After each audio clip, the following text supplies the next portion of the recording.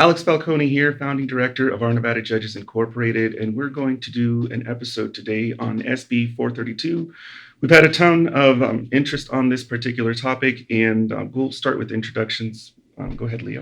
Leora Clark, reporter with Our Nevada Judges and also a local parent in the judiciary. Michael Heslop, currently going through family court with my partner.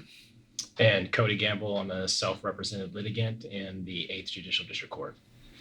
I don't know, what do you think, Michael? You have a lot of thoughts on it. Yeah, how it contradicts the Supreme Court ruling Falconi v. 8th District 2024, because that set forth a ruling to get rid of a few EDCRs that were already there, some laws that were already on the books. And I believe that SB 432 is just a guise to replace those. And I think there's just an intent of secrecy. Well, and that's what I would like to... It's certainly, to us, it was superfluous when we saw it. And by us, I mean the media coalition. So the Nevada Press Association, Las Vegas Review-Journal, Nevada Open Government Coalition. There was two major sections. The first being the section that looked like it was initially going to try to sort of do an end run around the statutes that were struck down. And those just made it possible for somebody to just close their divorce on demand. And then there was a second part, which was the criminalization of posting private information, which there were a bunch of problems with. Before I go into that, I'm wondering sort of what Cody was thinking about SB 432 while it was in the works. When it first came out, the way I heard about it was through Our Nevada Judges, and I immediately identified the issues with it, because it was scary to me. In light of the Falconi decision, it seemed to be a repackaging of issues. Then it had a list poking so many holes in the Falconi decision, so to me, Falconi represented a strict scrutiny analysis, which asks 3 questions. The judges are supposed to answer 3 questions with specific findings of fact. And correct me if I'm wrong, but one of them is identifying a compelling interest. Then after you have identified a non-speculative compelling interest, you have to try to protect it and narrowly tailor. So you answer those 3 questions, but SB 432, and I'm looking at it right now, it has a laundry list of factors in Section 3 that it takes it from a strict scrutiny analysis and it turns it into something completely different. It pokes so many holes in it that... Well, I think they were trying to control the discretion of the court, which is slightly different from what the initial approach was. The initial approach gave the court no discretion at all. So a parent would just say, I want this closed, and it's closed. The judge has no say. When the Falconi decision came out and struck that down, it went through that analysis that you discussed, which is what gave the court the discretion to decide if and how to close the court. So the way we saw SB 432 was them trying to control the analysis of the court by creating certain things that the legislature felt should be a compelling interest, and basically telling the judges whether or not you think it's a compelling interest doesn't matter to us. It is a compelling interest because we say so. And I believe there's even one of those that specifically says, I think it's the medical records, educational records one, that specifically says that those are to be deemed a compelling interest that outweighs the public interest. So that's the way we saw it, was a superfluous to the Falconi case at best, and trying to control the discretion of the court in its analysis at worst, which is why it posed such a threat to us. And then, of course, there's the felony part, which we haven't even gone into. Yeah, that is especially concerning, the felony piece. But I want to go back to something that you just said. The educational records in Section 3, and there's reference to HIPAA in here as well. Am I right? Personally identifiable health information, 45 CFR.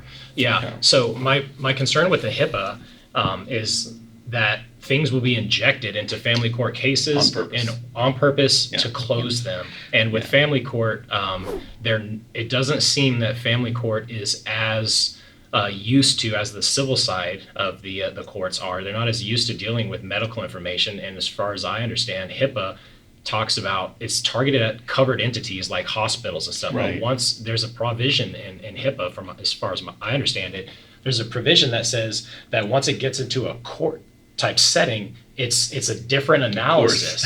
It's a different analysis, and I don't know if the family court judges are used to dealing with that kind. So it's like, what can you talk about? What can you not talk about? And for the proponents of secrecy, it seems to hand them a weapon where they can inject this stuff and close things in an overbroad fashion, which creates all kinds of issues for self-represented litigants, and then in concert with the Class D felony prior restraint part in Section 5. It's like, dude, are you serious? It seems like that's a catch-all. So what family court case does not have schooling or medical brought up by and large? Most of the times, because somehow schooling or the records of schooling will come into court, because you have to talk about, in the final order, you have to talk about how certain things at school will be handled. Well, you don't have to, but oftentimes you're talking about how school will be handled. So to your point, it can just be injected of, well, let's discuss school, or how, the decision of which school the child will go to. At that point, any litigator can just throw that out there and then request the court to be sealed, and now they can continue the games that they tend to do behind closed doors. So this is one of the reasons why we were so resistant during, I guess I would call it like sort of the interwar period after the Falconi decision came out and before we actually got access, is because we were getting so many messages from family court lawyers about, okay, tell us what things you won't cover. And what we started to figure out is not that they're asking us, in good faith, we need to know what to assume won't be covered by the media. It was they were trying to get from us, what specific things can we inject into a hearing to get rid of you? And the example that I talked about it with other reporters and our lawyers was, if you look at the Globe case, that's a case where I think it was a law in Massachusetts that didn't allow public access when there was child sex issues that came up in a particular hearing, and it categorically closed any proceeding where that was an issue, and the Supreme Court of the United States struck it down. It might make it seem like, okay, it's okay for the media to be involved in all of these cases, but the concern of the Supreme Court was there might be some of those cases where the public interest outweighs it. This discussion was so baffling to family court lawyers, but when I explained it, and when I went deeper into it, I said our concern is there's a difference between children who have gone all the way through the medical process where there's embarrassing information, and another situation where somebody is just hurling false allegations and it's just allegations and nothing more. Yeah. And it could turn into just this sort of manipulative mechanism to close the court, where it's almost like it's backwards. It's accuse people of this to get rid of the media. Who cares if it's actually true? So that's why, no matter how harsh or incredible a situation sounds as far as being covered by the media, the judge has to consider all of these little details, because every case is different. There's going to be some cases with actual legitimate medical information that shouldn't be discussed, and there's going to be other cases where it's just a bald assertion or allegation. It's not so simple that you can just create a list of rules. And that's what I think the attorneys want. They want a predictable way to close the court, which is what they had before. They could go in, demand closure, and close it. So during that sort of period of time, it was like the family law section was probing for some kind of weakness or some kind of flaw that would give them control to close the courts regardless of what the judge thought. And that's what's going on with, I think, that provision, which you guys have already mentioned. Because essentially what they could do with that is all they would have to do is request the child's immunization records. Bingo. And so that they could do that flat, hey, every case we take, Yeah. this is what we're going to do, because it automatically shuts down access and we don't have to worry about it. Right. And I think in the past, the judges also enjoyed not having discretion, because they would close the court and say, hey, it's not us. It's the parents' fault or the legislature's fault. And now that the spotlight's on them, it's harder for them to just sort of say, hey, I don't want to close the court. I care about transparency, but I have no choice. That's out the window now. Yeah, I think having to determine the nuance for the guidelines for, what do we have to weigh the embarrassment of the child or one of the litigants themselves with the safety of the child, and that's not a decision that any judge really wants to make. No. Is it worth this much embarrassment to make sure that this child is safe for the duration of their childhood, etc.? And when they make that decision, they typically have to, or when a judge makes a decision, they typically have to provide a justification. SB432 doesn't require the judge to write down why they made the decision. So, in I believe in there it says something along the lines of, or the Falconi, they have to give precise reasoning and go through Yeah. a process of it, whereas 432 doesn't require precise reasoning. It doesn't require a justification for the reasoning, and if there's no justification for the reasoning, it's not open to be appealed. Well, I think that they amended that to actually include did. the requirement of findings. Yeah. But Okay. it doesn't matter, Okay. even if they didn't. It's the most recent amendment. Well, here's the biggest problem is this: the Falconi analysis or the strict scrutiny test is a constitutional test. So, and it basically took two statutes and they understood exactly what the legislature's intention was, and they nullified it because it violated the Constitution. So how are these new statutes and their new analysis going to be dealt with when they conflict with the strict scrutiny test? This is one of the reasons that we consider it to be superfluous. Is because it's like you're copying the test, and to the extent that you aren't copying the test, how are you going to get around the Constitution? The other statutes didn't get around it either. So in theory, given what you're sharing, someone could basically, or a litigator could essentially just have a blanket motion and just submit the same motion cookie cutter wise, template wise, in every case and get it closed because there is no scrutiny. Maybe the initial version of the bill, and maybe if the judge didn't consider the constitutional arguments. Mhm. But the later versions of the bill are a lot weaker. We're not as concerned about them, and they still have to get through the judges to close the court. But my hunch is that the section that was dealing with closing the court has been watered down so much that I'm not as worried about that as I was initially when I saw it.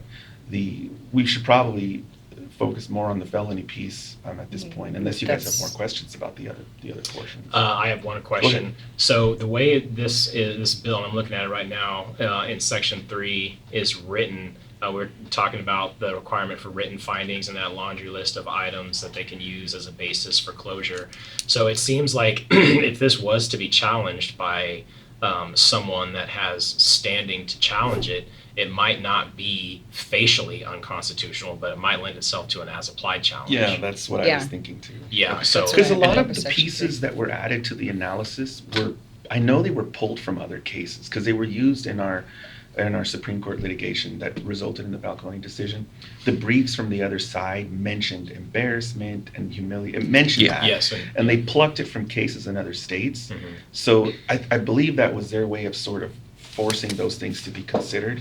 And it's a big question mark. You're right. It's going to be an as-applied thing, I believe. Yeah. Yeah, and I think that one of the cases that they pulled that from was the recent Nestor decision, which clarified Falconi, but I think it's the In Re MB case that was cited in Nestor talks about embarrassment and Of a child, though, right? it was of a child, Yeah, and not Right. anyone. no, it was in a child sex abuse case, and it was There of we the go. most extreme kind. Yeah. It was the level of extremity was.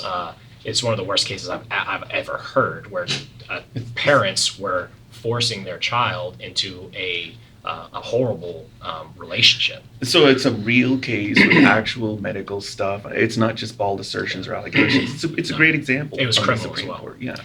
Well, there's also, I mean, there are a lot of, like, my family court case involves sexual abuse, and during the last 5 years, there are certain parts that do need to be public, in my opinion. And I mean, I've had that opinion echoed by attorneys and other people too, just because there's a standard to the way that they operate with certain sex abuse cases that is not necessarily a legal standard. Mm-hmm. It's more of this is how we've done things, this is how we do things. It's just Yeah. it falls into place, and that's how it gets done. Yeah, and sometimes the victim wants it. So like when Mine we covered District Court Judge Mary Parladay with a similar situation, and the victim wanted it, and she had her friends come in and observe her testimony. Yeah, So- my child wanted everything public record. They wanted all and of they'll it. usually just want their face blurred or something like that, which is what we did. Yeah, go That's ahead. something that we haven't covered yet is you said that they can come in. So SB 432, when a case is closed or super sealed,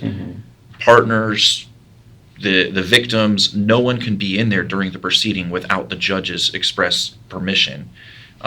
So essentially during a super sealed case, which ours was until it was recently opened, is I would go to court and I had to sit outside and I couldn't go in there. So, in an emotionally charged environment where, in our case, a plethora of false claims are being made, I'm unable to message, wife. support her and send messages to her or to the attorney to counter the claims being made. Yeah. And my partner's overwhelmed her and emotion.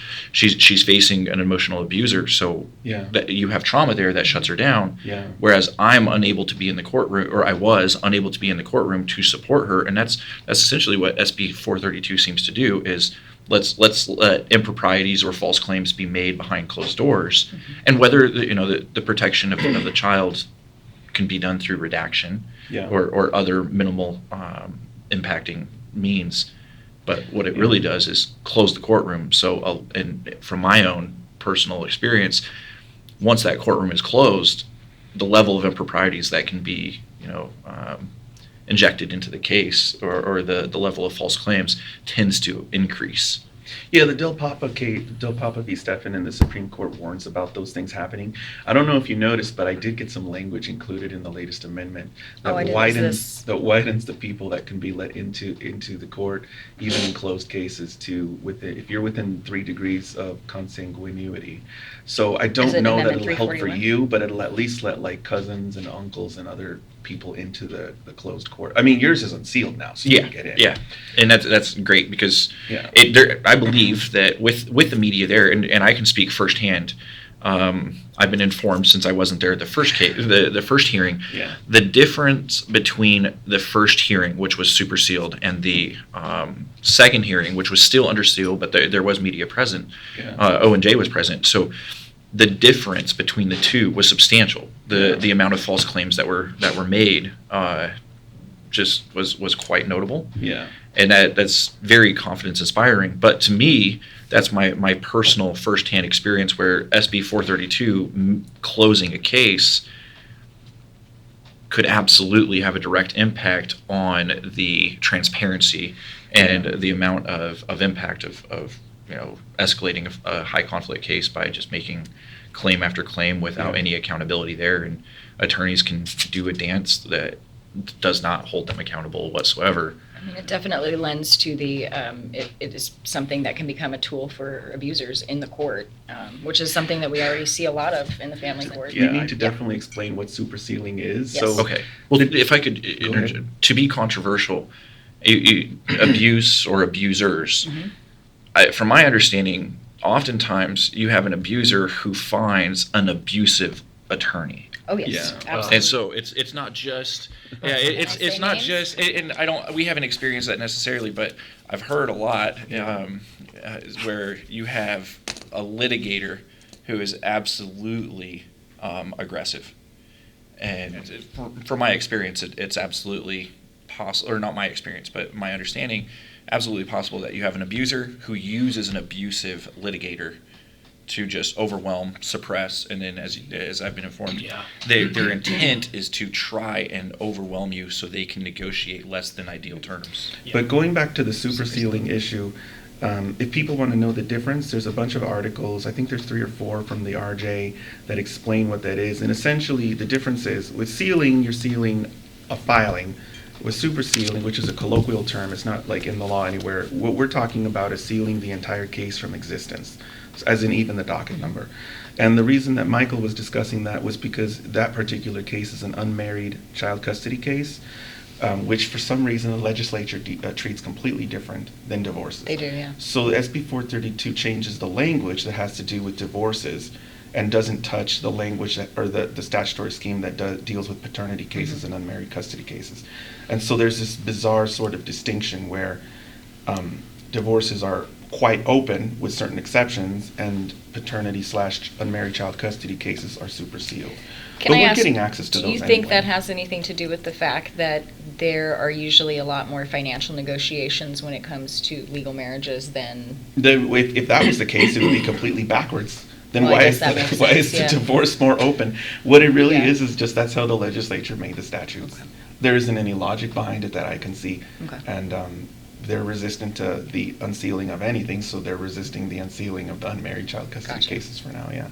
Yeah. But Right. anyway, Go ahead. Because SB 432, and correct me if I'm wrong, targets Chapter 11 of the NRS, which is marriage, domestic partnerships, rights of married couples, premarital agreements, dissolution of marriage. That's Chapter 125's divorce. Chapter 125A through E, 126 parentage, which but it's not termination. So there's a rights. problem. So if you look at one of the sections, specifically says that those laws do not apply where other laws control. Yes. So the analysis on closing the court has this exemption. So what's going to end up happening is the paternity cases and the unmarried custody cases will still be more sealed, and they won't even apply that test. Exactly. At least that's how it's going to work on its face. Mm-hmm. I mean, we're still going to be able to use constitutional arguments to get around that, but the way that the legislature dealt with that, which initially I thought they just didn't know what they were doing, but now I think they are, is that it's not going to open up the paternity or unmarried child custody cases, at least not through the legislative language. It'll have to happen through the Supreme Court striking it down. Right, because it says here in the opening paragraph of Section 3, which we've been talking about, except as otherwise provided by specific statute or court rule, family law proceedings are presumptively open, except which as otherwise means provided. except all Yeah. that Chapter 11 stuff, that's presumptively closed. So now take a look at the section that creates a felony. You'll notice that doesn't write to Chapter 11, it writes to another chapter, and that's the problem. Yes. So that language that creates a felony doesn't even write to Title 11 or whatever he looked at. So it's not even going to be narrowly applied to family court. So the punishment for posting things publicly is not limited to kids and is not limited to family court. A lot of people don't realize that. That section that's changed is a completely different section of the statutes. And another problem that I initially thought the legislature wasn't aware of, but now I think they are, so it's not a problem for them, is what are we going to do about all the stuff that's already public? How is the retroactivity going to be dealt with? That hasn't been It's discussed. impossible. I know, Cease and desist There's no way. letters. right? Yeah. Yeah, that's messy. It is really A lot of messy. really politicians have messy. negative talk about them, so is this intentional in order to Yes. Okay. It silence? is. So Okay, yeah. pointing to the embarrassment part, when Scheibel Yeah. was presenting, Yeah. she mentioned the embarrassment. To me, it made it seem like she was not speaking about the embarrassment of the child Of or the her. the attorney or the other people that are present that are Right. public servants. And Yes. if you're an attorney, Yeah. you should expect some embarrassment, and if you can't handle it, maybe you shouldn't be an attorney. It was very, Like- I would say it was insidious the way that they made the bill too, because people are embarrassed when they go into almost any case, even Yeah. a small claims I'm case. embarrassed when I get a traffic ticket. But if they put that language to apply to the whole court system, they would get such a reaction that they would fail. So what they do is they narrow target family court because they think, number one, everyone's just going to go along with what they're saying, and number two, everyone is just plain used to it being secretive. And so there's this idea that we're really not changing anything. We're just going back to the way things were.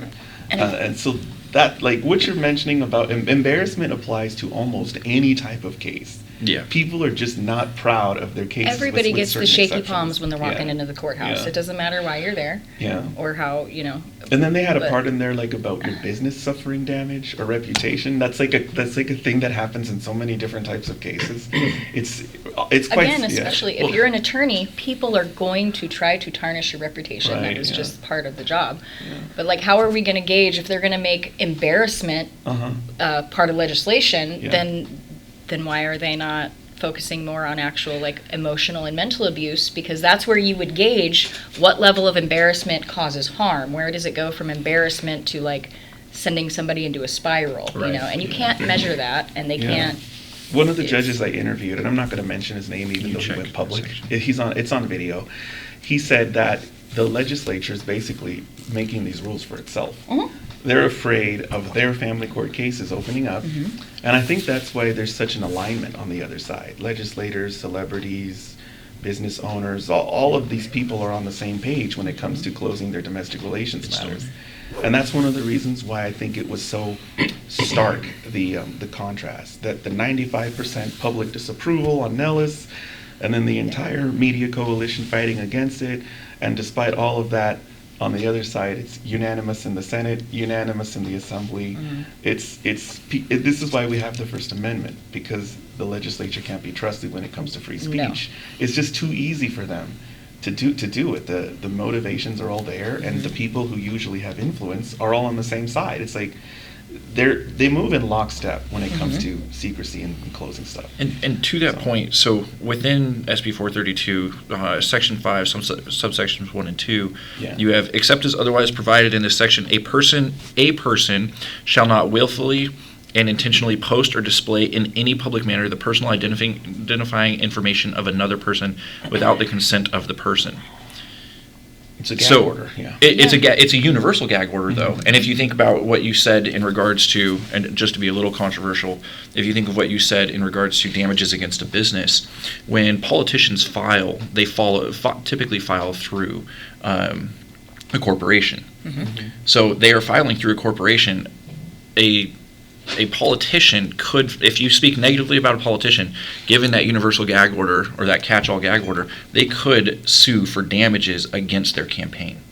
I mean, it's possible. I mean, it opens up a lot of possibilities. I haven't really investigated. Yeah, but- suing for recompense. You guys cost Well, me that's the such a funny really thing good is small. they're supposed to be able to do that without that law. So that like a prior restraint is preventing you from speaking. Typically, what's the opposite of that? The opposite of that is you say something that defames somebody and then they sue you for having said it. So then the court can go through all of the analysis. Here's what was actually said, and then go through the defamation and all that stuff and figure out whether monetary damages are awarded. That law completely avoids that process by forbidding the speech in the first place. That's where we have the problem, the Yeah. prior restraint. So it's not like they couldn't do anything if that law wasn't there. It's that they want to restrict the speech before it occurs, and they want to do so by throwing somebody in a cell. And It's- what's the likelihood of a defamation suit actually going through? I think it's less than 15%, 15% or something like that, where it's I haven't looked awarded. at the numbers, but it's hard. It's Yeah, really and- hard. But subsection 2 on that is, unless a greater penalty is provided by specific statute, a person who violates this section is guilty of a Category C felony. They changed that to a D now. Okay, so it's still still a a felony. It's still a felony. So we're It's at a still- felony. Oh, God. I think what they're going to do is use, and the litigants apparently get threats when they post like reviews or anything like that from the attorneys. This is before the law even came out. It would be threats like to sue them or threats that they would lose their kids, stuff like that. So it's just going to be, I think that's going to be the main way that is used. Is not, I don't think they're going to actually prosecute like 1,000 people. I think they're going to scare people into taking their posts down. That's what's going to happen. It's going to have there's already a chilling effect there without that law. That law is just going to make it even more likely that there's going to be a chilling effect. It gives a lot of validity to cease and desist. Yeah, So- because now it's not even just defamation. Now it's you're going to jail. So here's one of the things that, like, I have a feeling that one of the backroom discussions with the legislators was, this isn't true that this is a problem because, look, we have this big analysis, so it's only the closed stuff that it's going to be a problem. But they haven't looked at the unmarried child custody chapter, which supersedes all those cases, which means if somebody even talks about the existence of their unmarried child custody case, that's private, so they're violating that law. So if So they yeah, share, so if I walk up to you and I'm like, hey, how are you doing? And you're like, oh, how are you doing? And I'm like, oh, great, just going through my family custody case. Well, no, because they specifically put language in there that it has to be publicly posted. Okay, so it has to be something that somebody can refer to. Right. So Okay. I think what they're going to do is just get people to take posts down. And they also might target YouTube and Facebook specifically. So they might just get around the parent or the poster and go straight to the corporation, send them this. They're probably going to do that, send like some kind of letter. Look, this is a felony. You have to take it down. I mean, that what they're trying to do is pull stuff from the internet. This is really a war over influence. It's not about kids. It was always It's never about, been about it was kids. always about influence in the Yeah. beginning. This is one of the reasons why they were never satisfied with narrow closure. I noticed this. We were thinking that attorneys were going to say, hey, you can come film. We respect the decision of the Supreme Court. We would just like you to not film these parts. I was waiting for that to happen. But anytime I encountered resistance, they wanted the entire hearing closed. And then I realized the reason why is they don't want our influence there. So if we're there and we just can't cover certain parts of it, then the public influence is still there. They're not interested in narrow closure. They're interested in closing the entire case and hiding the existence of the case. And so, I mean, I don't know if I've gone off on a tangent here, but my personal experience is that the objective is to get people to not post stuff, to not talk about stuff, to stay away from any kind of public influence, and to just make it so that the only influence in that courtroom is the family law section and its attorneys. That makes sense to me because a lot of victims find each other on social media, or Correct. a lot of people group together Right. and fight these things together when they can find each other on social media Well, or on the you're internet. taking me right into the Esmeralda County Sheriff situation. Mm-hmm. Do you know how did that sheriff get in? How did they miss his conviction? Is because it was sealed. Yeah. He had a domestic Mhm. violence conviction that was sealed, and they missed it. I mean, this is Which this bill doesn't allow for any of that either, because I'm sorry, there are certain positions, like you have to get a certain type of clearance to go work Right. in certain areas. There's no provisions made for that either. It's just Yeah. the whole thing's a mess. Yeah. One of the things we haven't Unconstitutional nightmare. kind of touched on are the damages to the pro se litigants through SB 432 and super sealing. So I know Cody, you've had experience where in a super sealed case where you try and get information about your case and you're blocked, and then in our instance, even though the case is unsealed, or prior to that, while it was sealed, she couldn't, even since she is represented by an attorney, she couldn't get access herself online. Yeah. So she had to go through her attorney, which there's delays because the attorney has other cases. That's the only reason I hired an attorney. That is a thing. It's the only Yes, reason yeah. I hired A one, lot because I of- couldn't see my Same here. stuff. A I lot couldn't of see it. people are hiring attorneys because they can't see their cases because they're super sealed, and it's like anyway. Mm-hmm. Before you go into it, Cody, I do want to say that 430 doesn't actually affect that. Okay. So the law that's causing him that problem was already there. It's Yeah. the unmarried child custody. And I think it was because your case was super sealed inappropriately, and Judge Duckworth fixed it. Right. So for a while, he had to deal with the problem of Yeah. being treated as a super sealed case when he wasn't actually super. And the only reason I think it got fixed is because we filed something. So anyway, you can talk. Yeah, about it. the timeline seems to indicate that's what happened. But this is not an issue that's isolated to Nevada. I'm aware of a case in Nevada or in California. California has some rule where, like, and I don't know if this is one specific county, Yeah. but prior to 2023, any case filed in that system would be automatically closed or sealed, and then after 2023, they are open. So this case that I'm aware of, a litigant actually ended up losing custody, Right. completely all of his rights, because of the super sealing issues, because he lives, from my understanding, he lives here, and then there's his case that's going on in California, and then essentially what the lawyer was doing was filing all kinds of ex parte motions, which went unchallenged because he didn't have remote access. Yeah. So, and this is the same thing that happens, that was happening in 2022 here in the 8th Judicial District prior to the Falconi decision, changing the super sealing and the EDCRs that were harmoniously, or that derived from 125.080 and the closing of proceedings in NRS 125.110. So if your case was sealed under those statutes, Right. then by some magical mechanism behind the veil, everything would be just completely sealed. So you couldn't go on to the public access query sites at like the portal, the 8th District portal, or the self-help center, put in your case number and nothing would pop up. Prior to 2022 in the summer, whenever they shut all those cases down, because unfortunately I had another case, a prior divorce, where I self-represented through part of that, and I was able to file documents, make sure they arrived where they were supposed to go in the docket, and then also check before going into a hearing. But during the super sealing, what happened as a self-represented litigant, I ended up having to get an attorney just to fix this problem before O&J got involved. But I would file something, and it's called litigating in the blind. I would file something, and it just disappears off into the ether, and you can't scrub the docket before you go into court. So it makes this situation that has a tendency to occur with more aggressive litigation tactics, where in concert with some of the EDCRs, like there's EDCR 5.512, which says that within a couple of days, if you're short final to a hearing, then you can file something. It could be a declaration you can ask for relief from the court. You can do whatever you want in this EDCR 5.512 supplement. And under super sealing, that self-represented litigant that doesn't have remote access, they're going into the court blind, and it sets up the possibility of ambush. Which is still happening in custody cases where they were not married, and paternity cases, and that's what we were faced with in our case. Is that still exists for custody cases without marriage and the paternity case. And then in our case, it was automatically and for some reason deemed to be a paternity case, even though paternity was very clearly not in dispute. Yeah, I mean, that's another game they play. So for a while, before they were converting unmarried custody cases to paternity cases, they were just filing cases as paternity cases after the Falconi decision to protect their clients, in quotation marks, I'll put. And by they, you mean the litigants? The attorneys, Or the attorneys. the litigants, I don't think understood the difference. So they were just filing cases claiming a paternity dispute or filing it as a paternity dispute, even though there isn't actually a dispute, just so that they could enjoy the super seal of the P case. That's something that will inevitably be dealt with. I mean, there's at least, we have a case already in the Supreme Court that confronts it.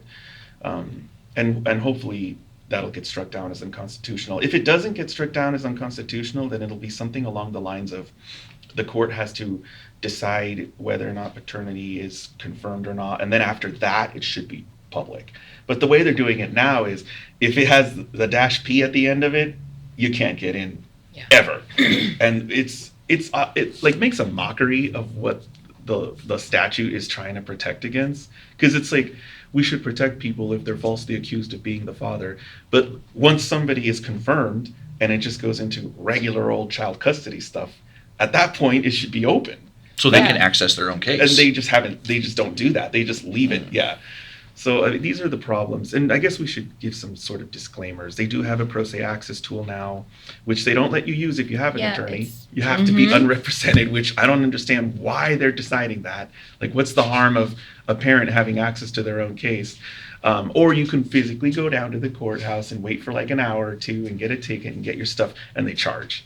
Well, it creates problems with, so if you have unbundled services or limited scope representation, that attorney doesn't have their finger on the pulse of the case. No. The person that's running that case is the otherwise self-represented litigant, and those people could conceivably, under that regime, be precluded access from their own case. Are you able to get pro se access tool with your? I am, but I've been very, very adamant that my attorney is only for the day of trial. And so that might be one of the ways for parents to get access. Then. Yeah, so I've been very clear about that. And if the 8th Judicial District Court was to remove my access, I'm filing another writ.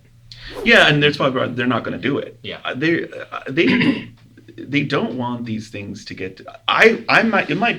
This might come as a complete shock to all of you, but the non-family court bench and the Supreme Court and the Court of Appeals is not as aware of what's going on as you guys think. They're starting to become more aware at all. I think they've been completely oblivious until the last year or so. They're starting to become more aware, but I thought they already knew. Before the Falconi decision was decided, I thought they knew. They didn't have a clue what was going on.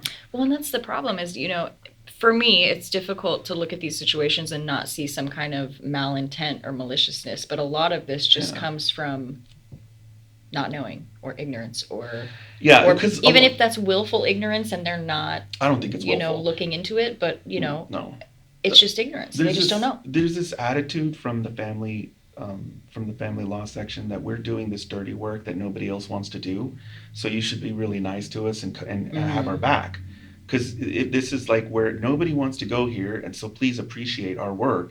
And so I think before there was sort of this like, oh, poor family court, let's be nice to them, like that was going on. And then the Court of Appeals and the Supreme Court started to sort of change its approach and began to supervise and started demanding findings and all that, which began to apply pressure to the family division and the family law section. And then, of course, the Falconi decision came out, and now we have full-blown transparency. But before, what it really was before is people would just say, it's crazy, it's bad. And that's what made me think they all knew. Because they would even say it on camera. Like when we were filming the state of Nevada versus Michael McDonald, it was mentioned on camera by Craig Mueller a bunch of times. Yeah. And so it gave me the impression that the non-family court bench and bar are aware of the problem. But they weren't. They were just parroting this line that family court's a shit show. Well, I think the procedures are so different from each court. If they don't operate in that court, I think they just, like you said, it's not even willful because they just don't realize the difference in complexities and the difference in nuance between the I think two. it sounds probably just impossible to believe that Yeah. that the operation of an entire division could be so different. Mhm. It's like an enclave is Yeah. really what it was. I mean, the way they lock the doors it disenfranchises news reporters, and they don't even realize that they're creating animosity. The family law attorneys and judges and the press, they just think what they're doing is normal. Yeah. I think if they knew how much damage they were doing to their reputations, they wouldn't do certain things. I think they would stop. It's just a problem of no clue, Yeah. just total ignorance. They, as in the judges, or The judges and the lawyers. Mm-hmm. I mean, they're starting to figure it out. But when I was going in there and filming, I realized that these problems are they're coming from two main issues. First being, they're just used to the secrecy. They're used to it because it's always been that way, and so they're so used to it that they've almost become entitled to it. And then number two, they don't really think they're doing anything wrong, at least not then. So that's why a lot of these things that appear to be brazen to us, to them it's like we're not doing anything wrong. So there's this huge disconnect between how the family law practitioners and the judges operate and the non-family court judges and practitioners. my question is, how can you go through, you have the Falconi, you have the adjustments made after, Mhm. and the transparency given Mhm. by that decision, but you still have non-divorce custody cases and parental and paternity cases being superseded. How do they not think that they, given the ruling and the verbiage within the ruling, how do they not see that is wrong? There's infighting between the bench and the clerk that you're not aware of. So Okay. the bench is obviously, District Court Judge Vincent Ochoa unsealed that case. And I have a list of them, Paul Gaudet, Stephanie Charter, Dean Butler, they're unsealing A lot of cases, them but want we it. have to file, I think that they want to uphold their oath to the Constitution. Yeah. And the problem is that for some reason the clerk won't do it. So when we file motions, they unseal the cases. But we need to get the clerk to comply with the law. And that's what one of our lawsuits already targets the clerks. 3 different districts we've sued. And then we mentioned there was a Ninth Circuit Court of Appeals decision in Hawaii. I don't know if you guys know Yes. about that. I'll talk about it briefly. A little bit. I guess Hawaii had a court rule that automatically sealed medical records. And the Ninth Circuit said, I hope it was the Ninth, I'm pretty sure it was It was the the Ninth. ninth. Thank you. They said that you can't seal something without a judicial order. Basically, a non-judicial officer sealing something is unconstitutional. So that decision is one of the ones that's been cited in the Supreme Court case that we filed that deals with this problem. Okay. So getting the clerk to comply with the Constitution is really going to take, in my opinion, a Supreme Court order. So why are the clerks acting on their own behalf outside of Influence. the wish? Okay. The clerks are under the entire. This may come as a shock to everyone as well, but the judiciary is not immune to influences. It's just they are subjected to different influences, and so there are competing interests here. The AAML, American Association of Matrimonial Lawyers, family law section. There's a whole bunch of other law sections. There's the courts have their own lobbies, and then of course there's the public, and which is brought in by the press. This is why the work of the press is so important, is because we bring in the influence of the public. Without the public influence there, you start to see really weird things happening, which is what's going on in those family court cases, at least before. Yeah. This is why there's a difference to how the non-family court operates, is the presence of the press brings in the conscience of the public. It's an invisible force, that whether or not the judges are aware of it, it's an invisible force. So essentially, the checks and balances system that we have constitutionally, nationally, national constitution, kind of gives us the ability to check, have freedom of speech, have the press access. Yeah, But we are family the check and court balance. is being or the clerks within family court are being influenced to protect families. I think they're just being And- told what to do. I Okay. don't think that they think about it that much. I mean, if you tell a clerk we're closing this case because it's family court, they're just going to assume what you're saying is true. They're not going to understand all of these constitutional nuances. For the most part, the clerks do what they're told to do. It's a ministerial job. And so without a Supreme Court order commanding the clerk to do something else, they're just going to keep doing what they've been doing. which is the right way. And the judges are doing a great job in asserting themselves. Whereas before, I've been told by news reporters that they haven't done it. That for the most part, judges were just afraid of the government. Yeah. But now we're seeing judges that are ordering clerks to unseal cases. We're seeing Judge Nadia Kroll, that she just held a city in contempt of court for disobeying her order. Of course, we know about the Battle of the Press Plates. So Something that's interesting that you brought up earlier that kind of encapsulates this argument is you were talking about the Ninth Circuit case. That's a civil beat versus Thank you. Mail. Right. It was a Honolulu case. And Mail, I think, is the last name of the court clerk. But that case basically held that the public usually has the right to see records. These records that were presumptively sealed, they were medical records, if I'm correct. So they had some sort of legislative overbroad, if anything, kind of like our Social Security law, although that one makes a lot of sense where if there's a social, Yeah, those are fine. And you redact it out or it's automatically sealed. Well, they had these medical records and family, I think it was a family court stuff. Anyway, they're automatically sealed. It blocked too many records, like those medical papers, and without a good enough established reason. So the judges said that each case-by-case analysis, basically not sealed all the time, and the law went too far and it violated the First Amendment.